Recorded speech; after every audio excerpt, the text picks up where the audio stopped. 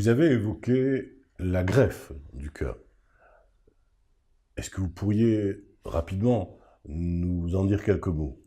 Alors, la greffe du cœur intéresse les patients dits terminaux. Ce sont les patients qui ne peuvent plus quitter l'hôpital.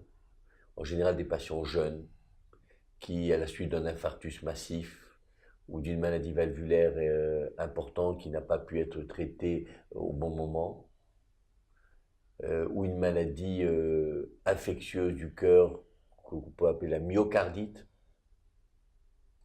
ou la myopéricardite, ces patients vont être en attente de transplantation.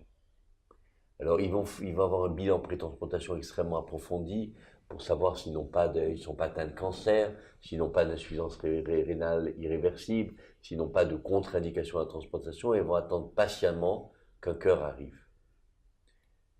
Quand ce cœur arrive, le patient est transféré immédiatement dans un centre qui est à même à faire la transplantation, ou dans son propre hôpital ou dans un autre hôpital, et la course contre la montre va démarrer parce que ces greffons sont très fragiles, il faut les transplanter rapidement, et surtout il faut les transplanter chez les patients les plus compatibles. Parce que vous allez vous rendre bien compte que beaucoup de patients attendent dans différents hôpitaux, c'est le grand espoir. Et pour ne pas perdre un greffon, il faut absolument que le patient transplanté tire bénéfice de la transplantation. Donc il y a une sorte d'annuaire avec ce qu'on appelle une histocompatibilité. C'est ça en fait. Exactement. Histocompatibilité et voir si le patient est parfaitement compatible au greffon qui va arriver. Mais c'est vraiment une révolution. Il faut avoir vu des patients transplantés. Moi, j'en soigne quelques-uns. Ce sont des gens qui étaient vraiment dépendants à 100% de l'hôpital, qui ne pouvaient plus quitter l'hôpital, qui rentrent chez eux, qui reprennent une vie normale. Ce n'est pas la fin de l'histoire, parce qu'ils doivent revenir régulièrement pour des bilans assez exhaustifs, des biopsies du cœur pour éliminer les phénomènes de rejet. Ils doivent prendre des médicaments lourds, anti-rejet, qui ont eux des effets secondaires au niveau rénal, au niveau même psychologique, mais ils retrouvent une vie active quasiment normale.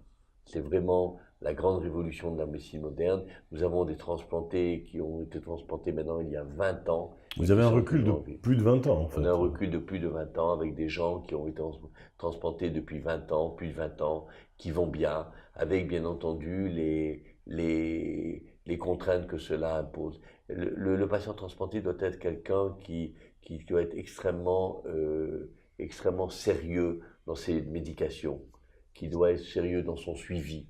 On ne peut pas se permettre de transplanter un patient qui ne va pas suivre les recommandations, parce que c'est perdre un greffon et c'est vraiment un grand gâchis.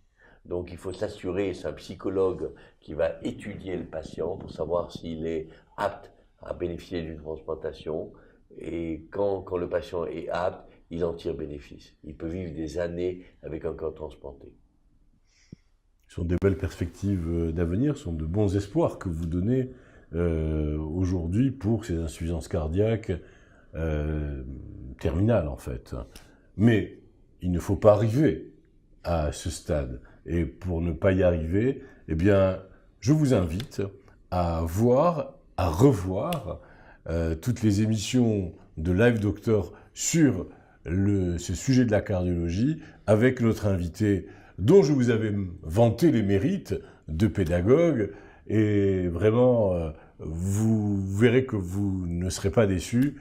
Mon cher confrère Dr Ouzan, merci infiniment. Merci à vous d'avoir participé à cette aventure de Live Doctor et de pouvoir ainsi pu dispenser un certain nombre de renseignements, d'informations, d'enseignements à tous nos auditeurs. Merci à vous. Avec le plus grand plaisir.